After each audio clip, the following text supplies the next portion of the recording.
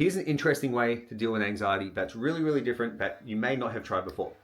And it involves something called the reticular activating system. Now, the reticular activating system, or RAS for short, is a really cool part of our brain that's basically used for detecting patterns in the environment. This is really useful for a survival perspective because it could find patterns of danger and alert us to us before our conscious brain could. Picture it this way. Imagine you're going for a walk in the bush and you step on a rope and you look down, you've jumped already before you've recognized it's a rope and not a stake. The reason you do that is your reticular activating system working to keep you alive. Now, the thing with pattern recognition is that the reticular activating system gets better at detecting the same patterns over time. Now, if you do struggle with anxiety or anything like that, what this means is that you actively get better at having anxiety, at feeling anxious due to reticular activating system. So now we know this, how do we deal with this?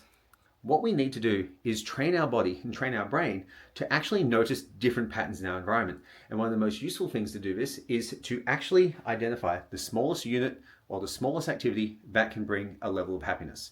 So other people have referred this to as finding the smallest thing to be happy about in a day to make it a good day.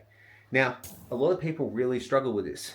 They don't think they're successful enough, which causes anxiety. They don't think they work hard enough. They don't think they train hard enough. They don't think they put enough in every single day. And this constant pattern of beating themselves up leads to chronic anxiety. Instead, what I challenge you to do is to actually identify things in each day that you do well, things that make you feel good, and things that you do that make other people feel good.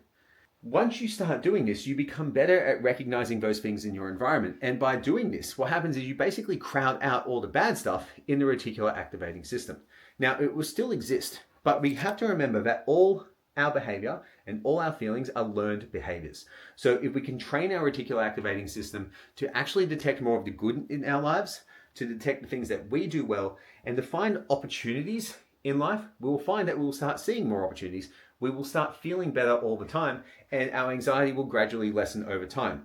And another easy example of reticular activating system in real life is the yellow car syndrome. So you may never see a yellow car on the road. You just think they exist. And you buy a yellow car because you think it's cool. Then within 2 weeks, everywhere you go, you see hundreds and hundreds of yellow cars. It's not the fact that they weren't there before, it's the fact that your reticular activating system wasn't aware of it. Now it's aware of it, it will constantly look for that. So as a business owner, as a personal trainer, as someone who's dealing with anxiety, whatever it is, the more you train your body to look for good stuff, the more opportunities will present themselves to you, which will inherently reduce the anxiety that you're dealing with.